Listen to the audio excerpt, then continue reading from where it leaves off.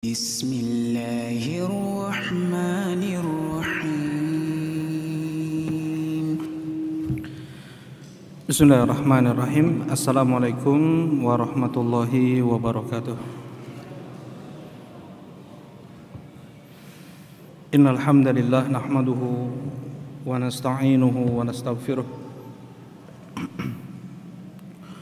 wa na'udzu billahi min shururi anfusina wa min sayyiati a'malina man yahdihillahu fala mudilla lahu wa man yudlil fala hadiya lahu asyhadu an la ilaha illallah wahdahu la syarika lahu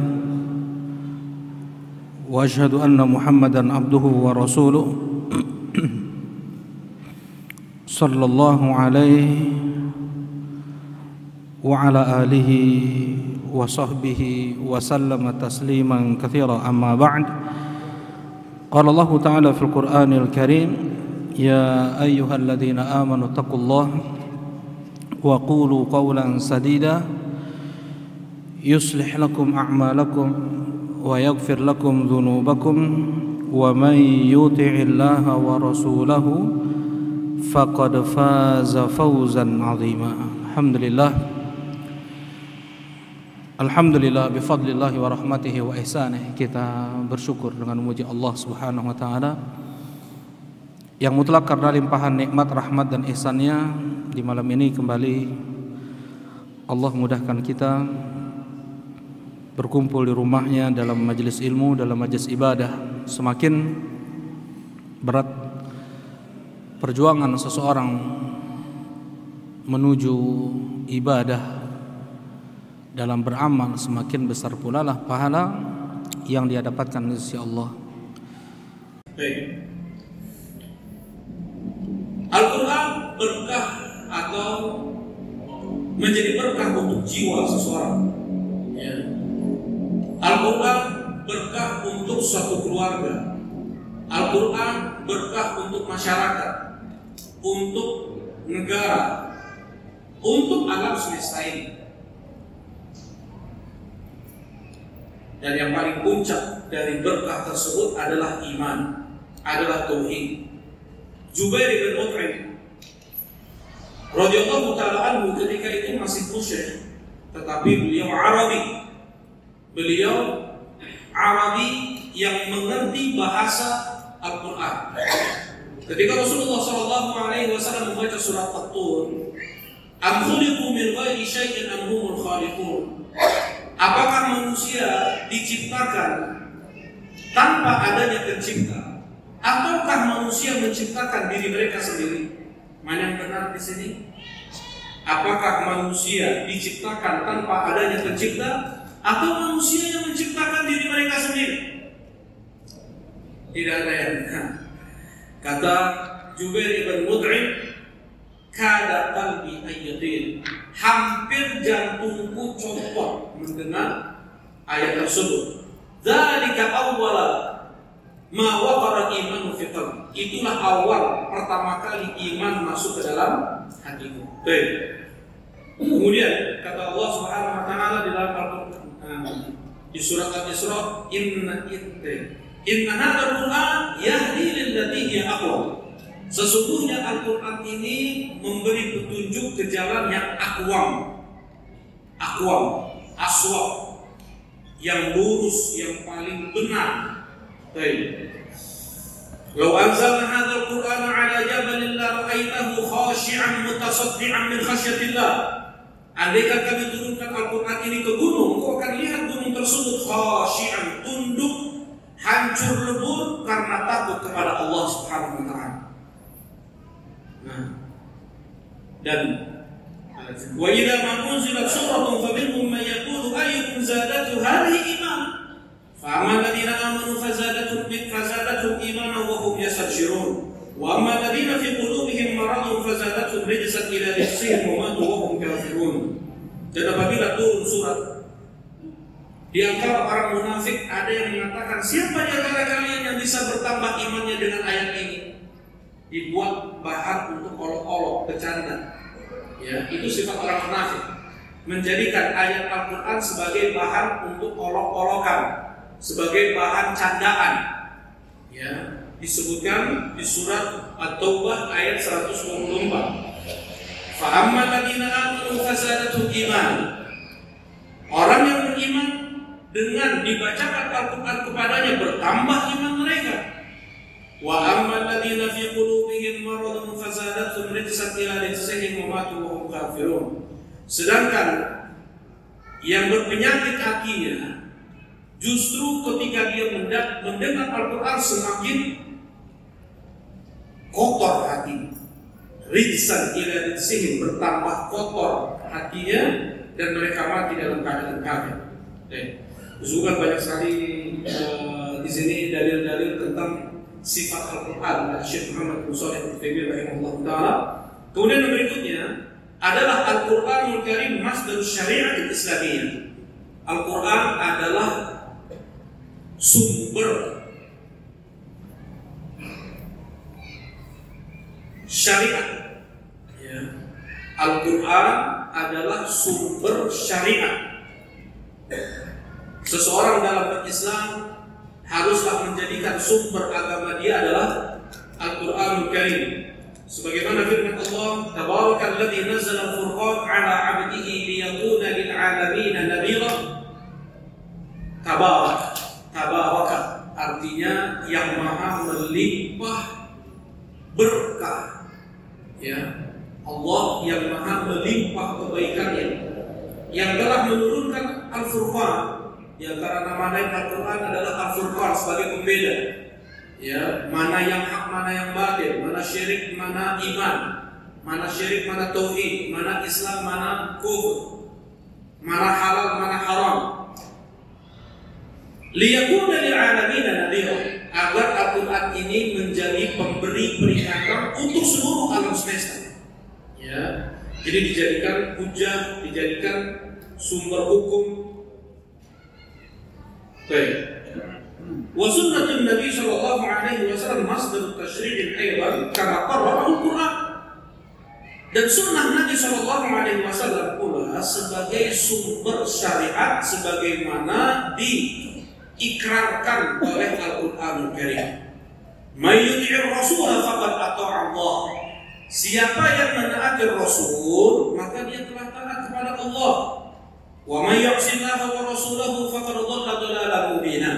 Dan siapa yang telah memaksiati Allah dan Rasulnya, maka dia telah sesat dengan kesesatan yang sangat nyata. Wa ma lakumur rasulu fakhudhuhu wa ma nahakum anhu fantahu. Apapun yang datang dari Rasul kepada kalian, ambil oleh kalian, dan apa yang dilarang oleh Rasul jauhi oleh kalian. Nah, kemudian Al-Quran turun pertama kali kepada Nabi sallallahu alaihi wasallam di malam Lailatul Qadar, di bulan Ramadan, sebagaimana firman Allah di surat Al-Qadar, inna anzalnahu fi lailatul qadar.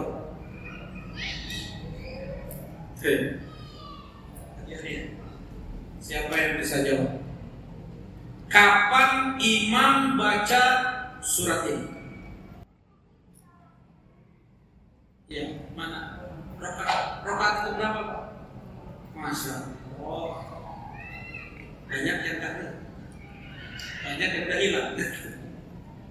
Ya, ya. Inna anzalnahu fi lailatul qadar. Ya, sesungguhnya kami menurunkan Al-Quran di malam Lailatul Qadar. Al-Qadar diartikan kemuliaan. Diartikan, ditafsirkan juga yang kedua apa? Siapa yang bisa jawab? Ada hadiahnya. Lailatul Qadar. Al-Qadar dikatakan juga kemuliaan, al-'azam, keagungan. Nah, ada juga makna yang lain, tafsir yang lain. Apa itu? Nah, kalau itu mah keutamaan malam. Nggak arti dari Al-Qadar atau makna Al-Qadar. Nah, ya, Bapak Rafiq. Siapa yang takdir. Wah, ini panitia besar. Ini dia dosa. Lewat. Inna anzalnahu fi Lailatul Qadar. Kami turunkan Al-Quran di malam Lailatul Qadar. Jadi penetapan takdir itu ada 4. Yang pertama, ketika Allah menciptakan pertama kali makhluk. Apa makhluk pertama kali yang Allah ciptakan? Al-Qalam. Allah mengatakan uktub. Lama aktub. Apa yang aku tulis ya Allah? Uktub ma huwa ka'in ila yaumil qiyamah. Tulis apapun yang akan terjadi sampai hari kiamat. Yang pertama. Yang kedua, ini namanya takdir al-am. Ketetapan takdir umum, seluruh yang tidak akan berubah di Lauhul Mahfuz. Yang kedua, takdir al-umri. Takdir setiap umur makhluk. Setiap umur makhluk. Yaitu ketika janin berusia 40 hari ketiga. Berapa bulan 40 hari ketiga? 40 hari ketiga berapa bulan? Di saat janin berumur 4 bulan, Allah suruh malaikat untuk menulis fi jabhatihi bainal ainain. Ada Ibnu Umar fi inda Musnad Abi Ya'la. Ada tambahan riwayat Ibnu Umar di Musnad Abi Ya'la. Rasulullah SAW mengatakan malaikat tersebut menulis ketetapan takdir di kening di antara kedua mata si janin. Di kening di antara kedua mata si janin. Apa yang ditulis 4 hal. Yang pertama adalah ajalnya, bagaimana dia meninggal, kapan dia meninggal, gimana dia meninggal. Yang kedua adalah rizkinya. Rizki di dunia, apa yang dia hirup dari oksigen, berapa yang dia hirup dari oksigen, makanan, minuman, pakaian, kendaraan, tempat tinggal, semuanya.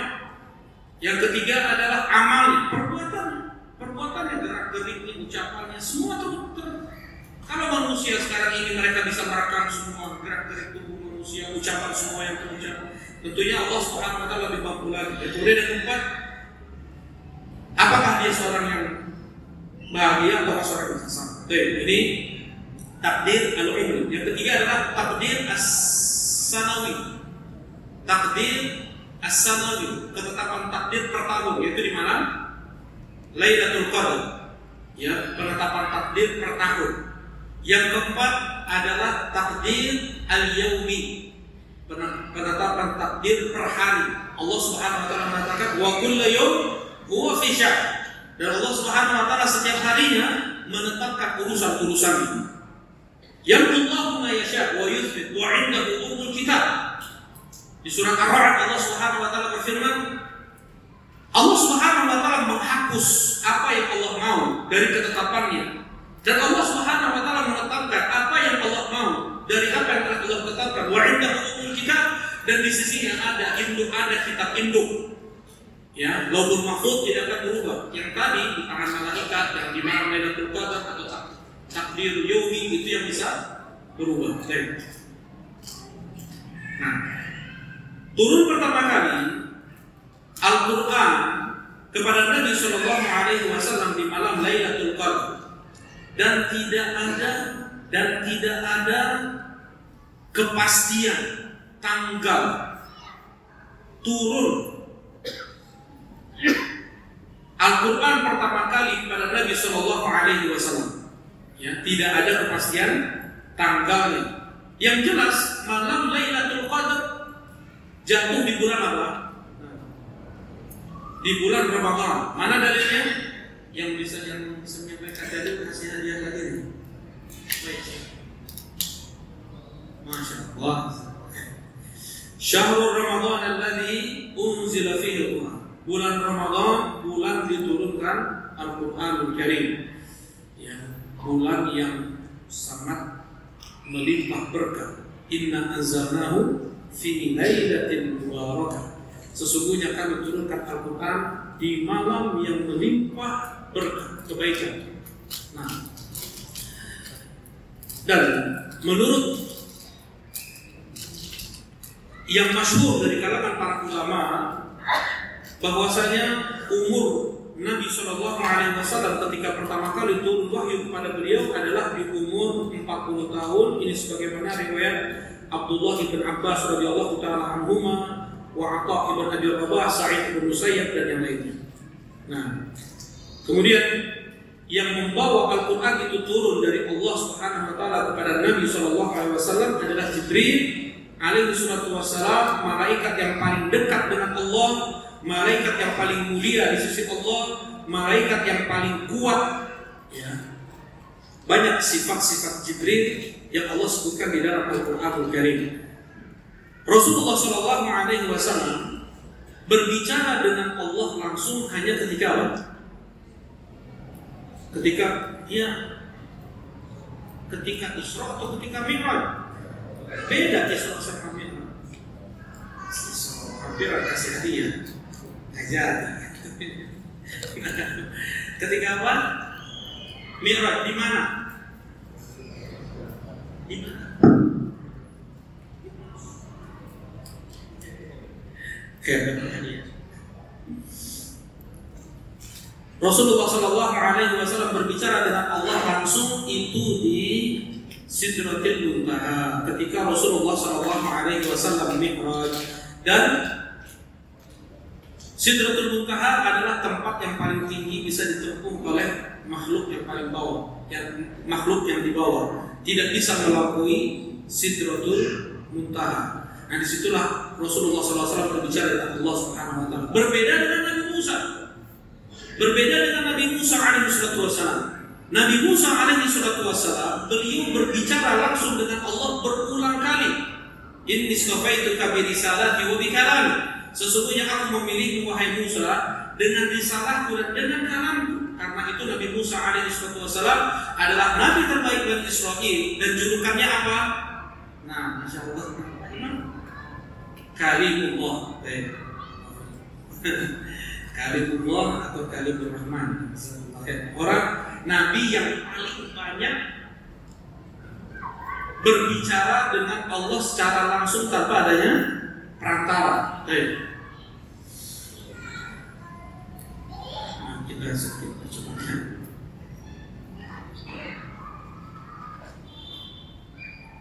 Al-Quran ada yang diturunkan.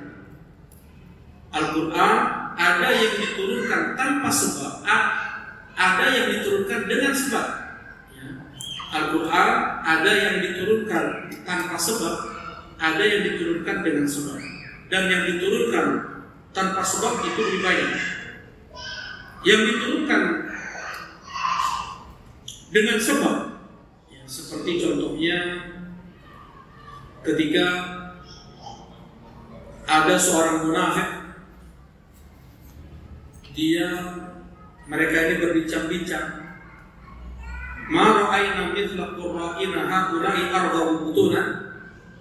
Kami tidak lihat orang yang paling rakus kalau makan, orang yang paling pendusta kalau berbicara, orang yang paling pengecut ketika bertemu musuh.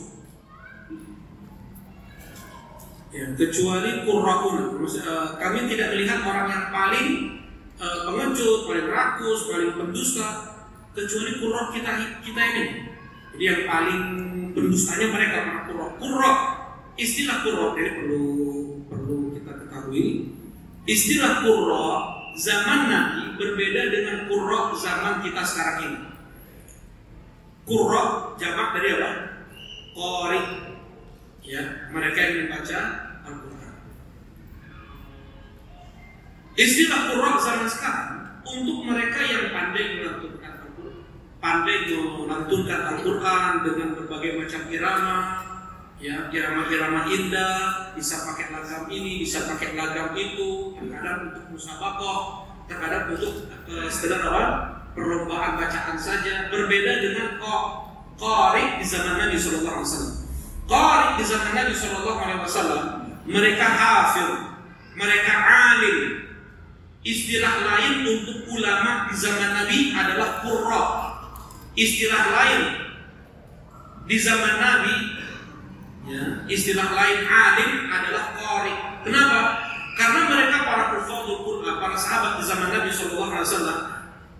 Jadi insyaallah di waktu yang akan disampaikan semoga sudah dari Allah. Tidaklah mereka melampaui 10 ayat kecuali mereka pelajari dulu maknanya, mereka pelajari dulu tafsirnya, mereka pelajari dulu hukum-hukum yang terkandung di dalamnya, kemudian mereka amalkan, baru mereka berpindah pada 10 ayat berikutnya. Berarti kalau seandainya mereka hafal Quran, mereka menguasai apa?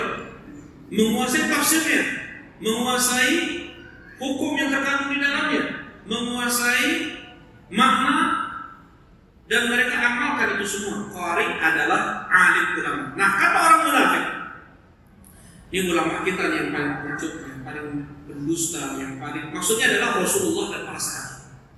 Ya, ketika mereka mengucapkan itu, langsung turun kepada Nabi Shallallahu Alaihi Wasallam ayat wala in sa'altahum la yaqulunna innama kunna nakhudu wa nal'ab. Andaikan kau tanyakan kepada mereka, kenapa kalian berkata demikian? Mereka akan menjawab, kami hanya berbincang-bincang saja, kami hanya bermain-main, bercanda.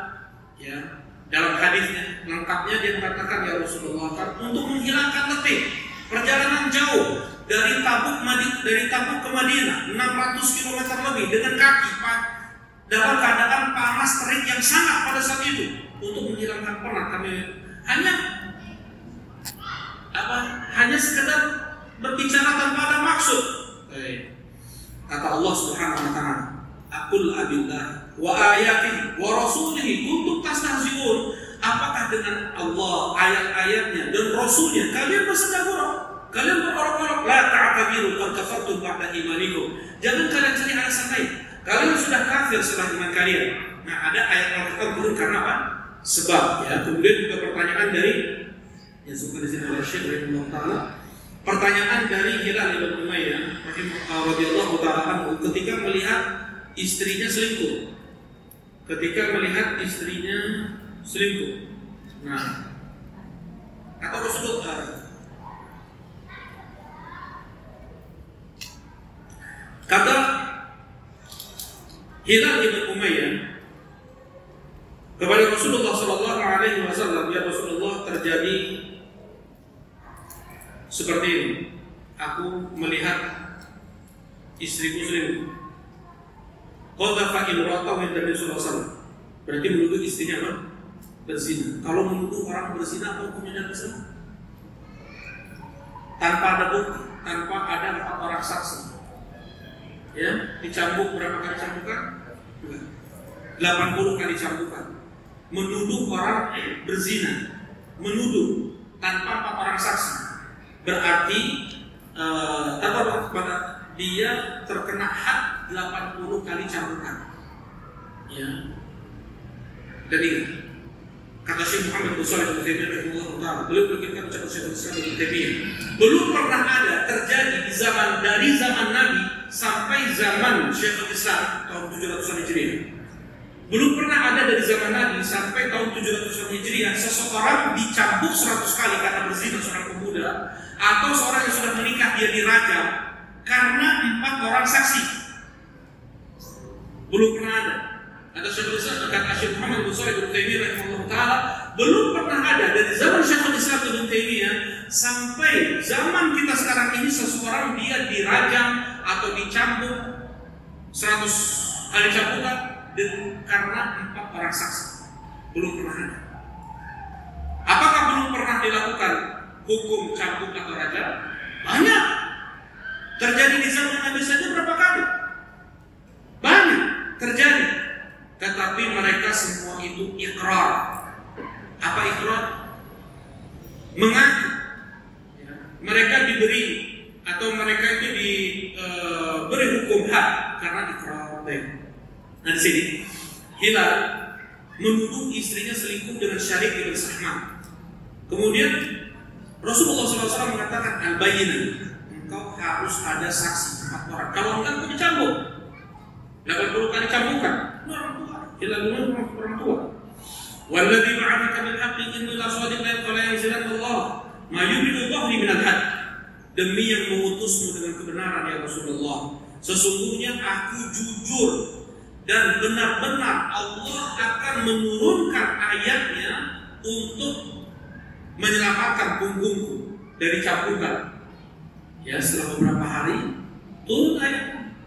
Ya, di surat An-Nur, walladzina yarmuna azwajahum wa lam yakul lahum syuhada فشهادة أحدهم أربع شهادات بالله إنه لمن الصادقين والخامسة أن لعنة الله عليه كان من الكاذبين ويدرأ عنها العذاب أن تشهد أربع شهادات بالله إنه لمن الكاذبين والخامسة أن غضب الله عليه كان من الصادقين. Turun 4 ayat atau 5 ayat di dalam Al-Quran tentang ayat mula'anah. Jadi agar si istri, maksudnya Rasulullah SAW menasihati mereka berdua, ada di antara kalian yang berdusta. Si istri tidak mengaku dia berzina sehingga dia dirajam. Si suami dia menuduh dengan tuduhan palsu istrinya berzina, maka dia dicambuk, kan begitu. Ada di antara kalian yang pasti yang berdusta.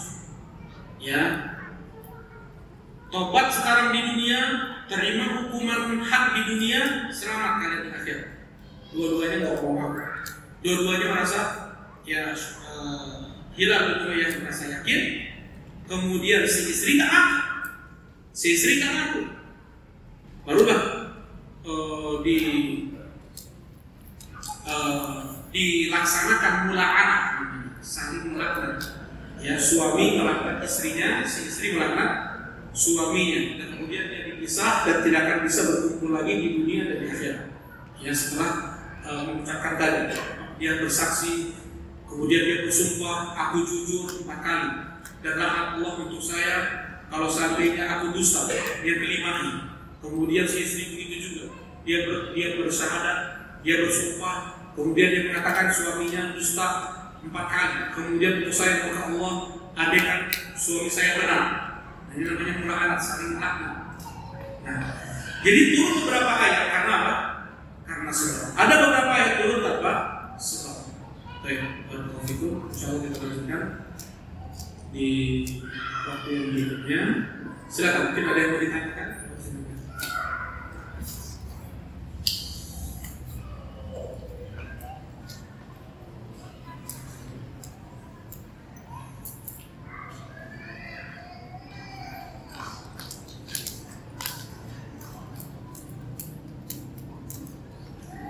Ini ada pertanyaan. Doa Rabbana atina fid dunya hasanah wa fil akhirati hasanah wa qina adzabannar. Doa untuk ortu, doa untuk lunas hutang, atau agar hasil cukup yang halal-halal saja. Apakah doa-doa tersebut bisa dibaca atau dilantunkan di waktu mutlak, zikir mutlak tanpa terikat waktu? Rabbana atina fid dunya hasanah wa fil akhirati hasanah wa qina adzabannar. Doa untuk orang tua. Ya, kalau yang dia maksudkan adalah dia dan keluarganya, bisa saja. Doa untuk lunas hutang ini untuk dunia semuanya. Yang lebih daripada ini adalah Rabbana atina fid dunya hasanah. Dipermudah dia untuk sholat 5 waktu di masjid dari sebelum takbiratul ihram sudah ada di masjid. Bahkan sebelum dia mendengar adzan sudah dalam keadaan berwudu. Itu anugerah yang jauh lebih besar daripada hasil yang cukup halal-halal saja. Doa untuk lunas hutang, istiqomah di atas Islam, iman, tauhid, ikhlas, al-khawf billah wal mahabbah, al-inabah wa tawakkul, itu di dunia hasanah. Lebih daripada hanya sekedar keperluan dunia, ya. Jadi maksudnya ketika seorang dia berdoa Rabbana atina fid dunya hasanah, yang lebih dia minta kepada Allah adalah kebaikan agamanya, kebaikan imannya, ya. Sekalipun dia minta untuk baik juga untuk urusan dunianya, tetapi itu bandingannya sedikit dibanding apa? Kebaikan iman ketika dia hidup di dunia ini. Apakah doa itu bisa dibaca di waktu mutlak, zikir mutlak, tidak tanpa terikat waktu? Boleh berdoa apa saja dengan doa tersebut, tetapi tentunya di waktu mustajab lebih dikabulkan. Nah, mohon nasihat untuk kami semua bagaimana harus kami belajar satu jika anak-anak di dalam masjid sangat ribet. Bagaimana harus kami lakukan? Ini urusan pengajian ya. Nah, yang dilakukan adalah berdoa, ya, berdoa agar dimudahkan untuk kolaborasi, dan insya Allah ada usaha dari panitia untuk menertibkan anak-anak tersebut. Dan satu lagi, mengapa Al-Quran tidak disusun berdasarkan urutan-urutan atau per tema, dan apa dalil yang mendukungnya? Sebenarnya tidak, nanti akan ada pembahasannya. Ada mushaf Ali bin Abi Thalib, ada mushaf Abdullah bin Mas'ud. Mereka para sahabat mempunyai mushaf sendiri. Jadi maksudnya urutan surat yang ada di tangan para sahabat berbeda-beda.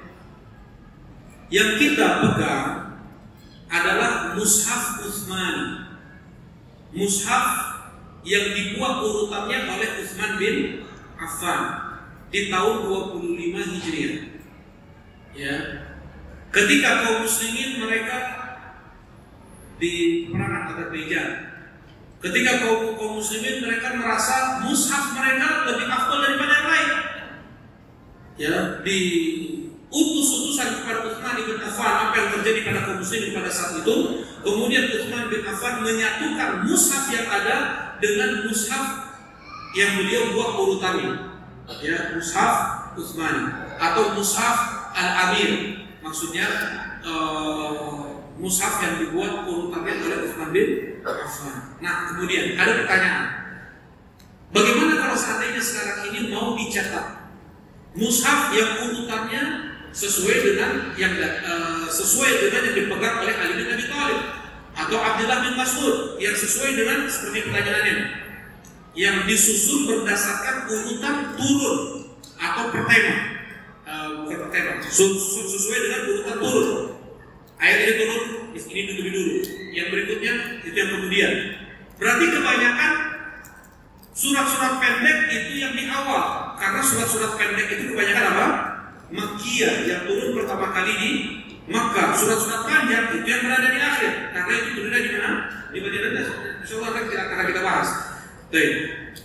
Pernah diajukan pertanyaan tersebut kepada para ulama, bolehkah kita, yang misalnya ada seorang kaya raya, dia mau mencetak Al-Quran Ali bin Abi Thalib atau Abdullah bin Mas'ud, ya, dan disebarkan kepada kaum muslimin?